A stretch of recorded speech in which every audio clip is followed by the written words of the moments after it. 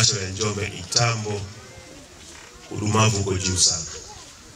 Huwa na asilimia zaidi ya 60, ni kiwango ambacho sio kizuri. Sasa nikasema nije mwenyewe nijionee, lakini pia nije nizungumze na wanaitambo kwa sababu ni wenzetu, Watanzania wenzetu, na mimi nimekuja kwa kazi hiyo kwa ajili ya kuondoa udumavu. Na mimi nikasema nije hapa tuweze kukubaliana kwa maana ya kwamba ni namna gani tunaweza tukaondoa udumavu. Yote ambayo yamefundishwa hapa yanatugusa sisi wanaume. Mwanamke amepewa jukumu ni kubwa sana la kukaa na ujauzito miezi 9. Yaani uzito wake mwenyewe tu, alafu anaongezewa na kiumbe kingine ndani ya mwili. Kwa hiyo ukiangalia ni jukumu kubwa sana kwa muda wa miezi 9, ni kama mwaka mzima. Na baada hapo anatakiwa anyonyeshe. Katika miezi 9 wanaume tunakuwa tunafanya nini sasa?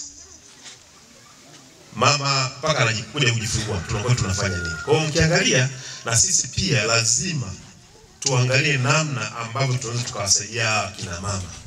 Kwa sababu ujauzito ni wa kwetu. Si ndio? Mmenuna. Kwa nini ujauzito ni wa nani sasa? Si wa kwetu. Kwa hiyo kama ni wa kwetu lazima tuulinde, lazima tuujali, lazima tuhudumie sisi wenyewe. Sasa udumavu unaanzia kwanza kwenye mimba. Unaanzia kwenye mimba. Na udumavu mwingine kwa sisi wanaume unaanzia kwenye fikra. Kama mkeo ni mjamzito, basi na wewe kwenye fikra zako lazima uwe mjamzito. Sasa sisi wanaume wengine, mwanamke akiwa na ujauzito basi huo ni wa kwake, yani wewe unajiondoa kabisa. Kwa hiyo lazima ufikirie. Kwa maana ya kwamba namna ambavyo au namna bora ambavyo unamhudumia mwanamke ndivyo ambavyo unahudumia mtoto kuanzia kwenye tumbo. Yote haya ambayo tumefundishwa hapa, vitu vyote hivi vimetoka hapa. Sisi kama kuna vitu sisi tumekuja nacho. Mahindi tumekuta hapa, viazi tumekuta hapa, mihogo tumekuta hapa, mayai tumekuta hapa, mboga za majani, karanga zote ziko hapa. Lakini changamoto ilipo ni kwamba tunavyovilima tunavisafirisha. Tunafanya biashara tunauza. Sasa ile pesa hatujui zinakwenda wapi. Kina mama hapa wameigiza.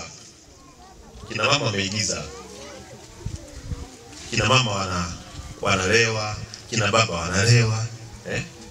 Kwa maana yake ni kwamba pesa tunayopata tunapeleka kwenye vilevi.